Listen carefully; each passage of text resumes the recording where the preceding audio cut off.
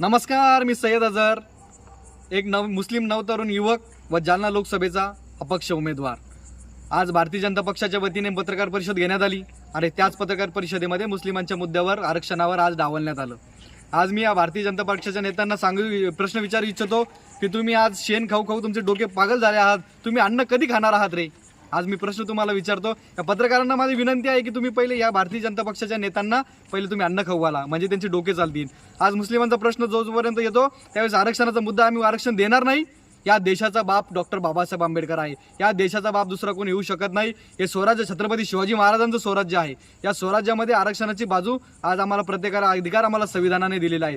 आम्हाला मुस्लिम समाजाला 5% आरक्षण हे सर्वोच्च न्यायालयाने दिलेलं असताना पण हे भारतीय जनता पार्टीच्या वतीने त्या आरक्षणाची अंमलबजावणी होत नाही।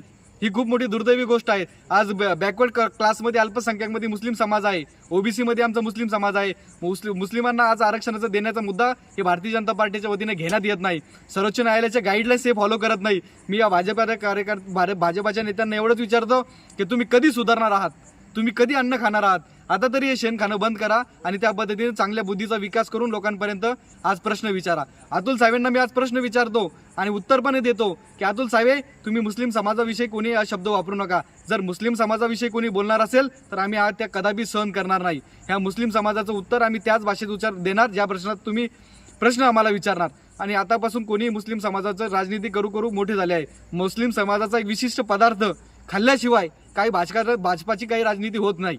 भाजपचा अजेंडा हा मुस्लिम समाजाविषयी आहे, मुस्लिम समाजाविषयी दोषपूर्ण आहे। जातीवादीचं राजकारण भाजप करत आहे आणि आरक्षणाच्या मुद्द्यावर आज भाजपने आमच्या मराठा बांधवांना आरक्षण सुद्धा दिलेले नाही। मराठा बांधवांच्या पदरी आज निराशा पडलेली आहे। तर मुस्लिमांना कधी न्याय देणार हा प्रश्न आम्ही या लोकांना आणि सर्वसामान्यांना विचारतो। परत एकदा सांगतो की या देशाचा बाप डॉक्टर बाबासाहेब आंबेडकर आहे आणि हे छत्रपती शिवाजी महाराजांच्या स्वराज्यामध्ये आम्ही राहतो। आम्हाला या आरक्षणाचा अधिकार भारतीय संविधानाने दिला आहे।